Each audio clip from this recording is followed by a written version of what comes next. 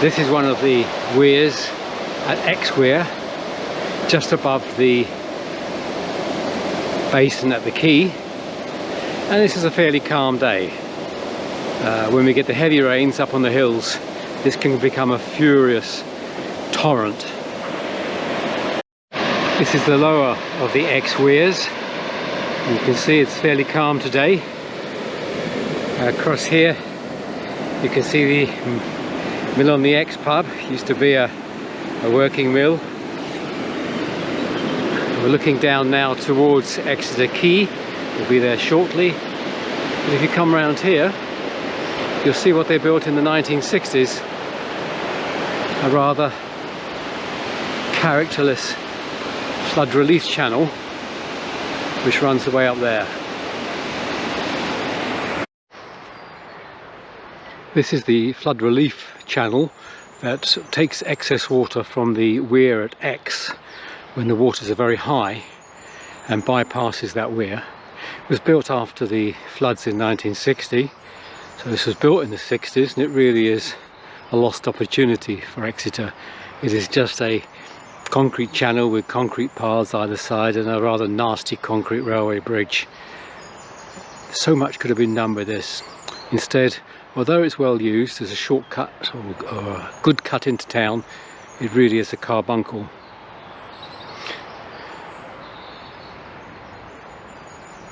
Looking at its very best today with the sun shining on its reflections, but there's not a lot to like about it.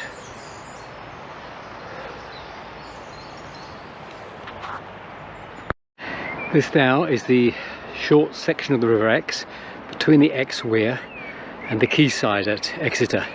And again, this was put in the 1960s, and you can see the love of concrete and the singular lack of imagination as to what could have been done here to make it really attractive. We've just passed under a pair of concrete bridges. We're still just upstream from the quayside, and these are the X bridges. If you're a motorist, best avoid it, a well-known bottleneck for traffic. I saw a recent newspaper cutting from around 1923 which referred to the X bridge, which used to be between these two more modern concrete bridges, as a major bottleneck for traffic, and that's almost 100 years ago. Nothing has really changed as far as traffic flow is concerned. This is the quayside at Exeter. The water is part of the River Exe.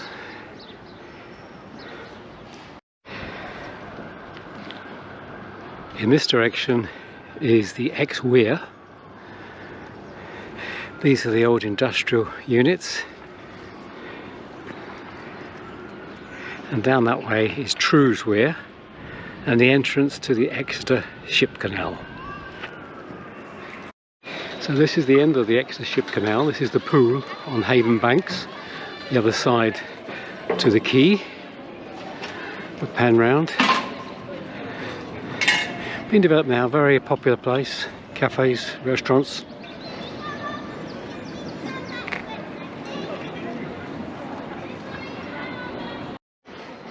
Another view of the end of the canal basin.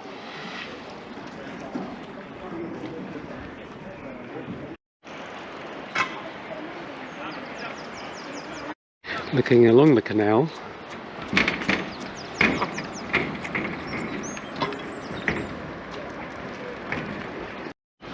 now we're looking up towards the quayside, and you see some gates here which protect the canal if the waters are very high in the river or very low in the river. You can maintain the water in the canal by closing these pair of gates. This is the X flood relief channel further down.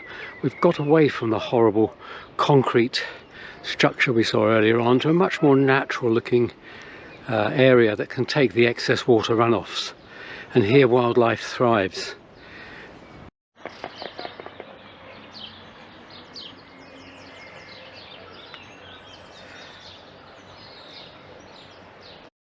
Less than a mile out from the canal basin, and this is Clapperbrook Lane.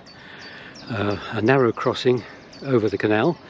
A lot of building work going on at the moment because over the other side, behind those trees, is Marsh Barton Trading Estate, and they're just putting a railway station in on the line that runs down through Exeter right down to Plymouth. So there's a bit of building work behind the trees, but this is Clapperbrook Lane. And from the bridge we're looking back up the canal the way we've just walked down, back up towards the basin.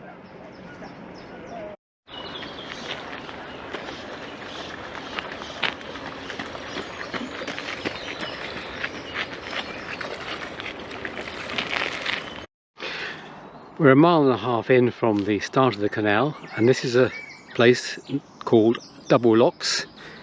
Looking down in through the lock itself to the second set of lock gates. Double because it's wide here, you can get two ships side by side. Locks, I'm not quite clear why, because there is only one lock. Anyway, this is Double Locks. A little further down is a very popular pub. Looking back at the lower gates at Double Locks, and across here is the pub, and you can see a large amount of seating, very popular, but it's 10 o'clock in the morning and the pub is not yet open, and this is the way we're going to be walking.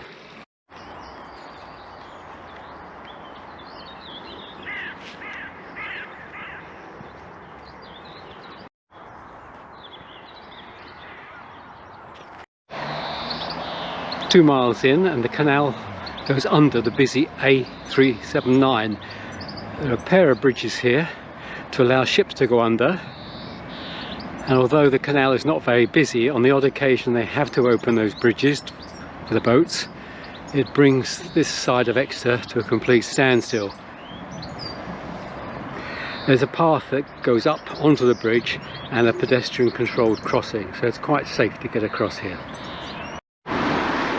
Looking back the way we've come from the bridge on the A379. We crossed the road bridge now and we're looking along the canal in the direction we will be walking down towards its exit into the River Exe.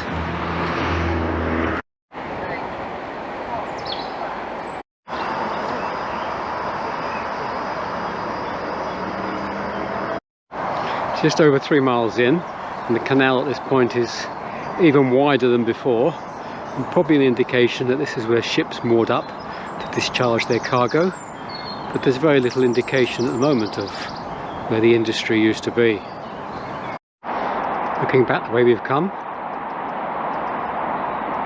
still on a very wide part of the canal. Across there, traces of industry. And looking up the canal the way we're walking.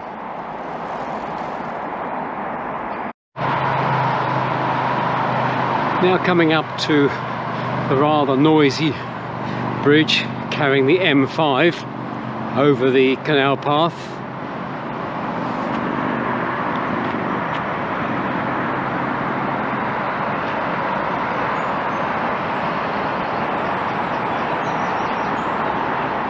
Back the way we've come.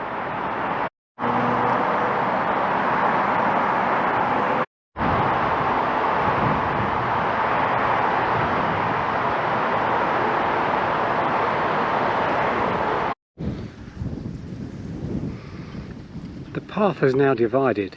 The walking path is up here alongside the canal banks, while down below us is a tarmacked cycle track. Just over 4 miles in and we reach the bridge and the ferry, the occasional ferry crossing to Topsham. The many times I've been up and down this track I have never seen that ferry running, but it is signposted as the Topsham Ferry. And maybe these people on the bridge are waiting for it.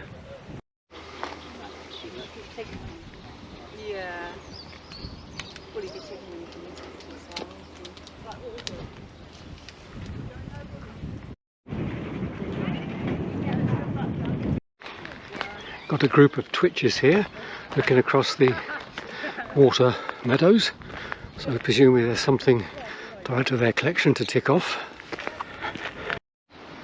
Well, that's the way they're viewing.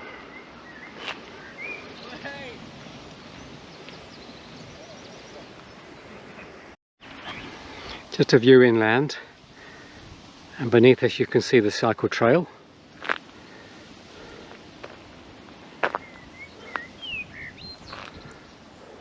And we're up higher on the bank alongside the canal.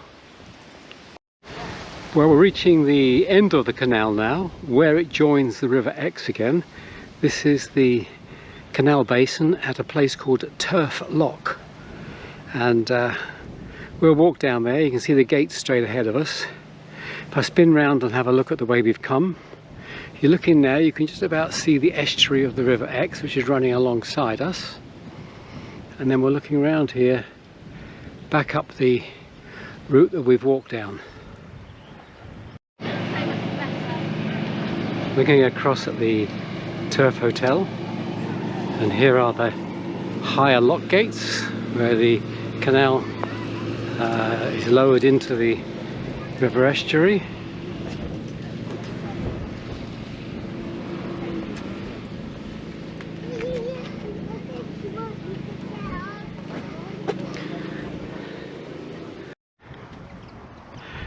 Looking back now at the Turf Hotel and the lock, which brings the canal into the estuary of the River Exe. We're panning round. We're looking across at Limpstone, big army base, and then we're looking down towards Exmouth. And if you continue along this path here, this will take you to Starcross in about a mile, where you can get a ferry across to Exmouth, or you can get the train back into Exeter.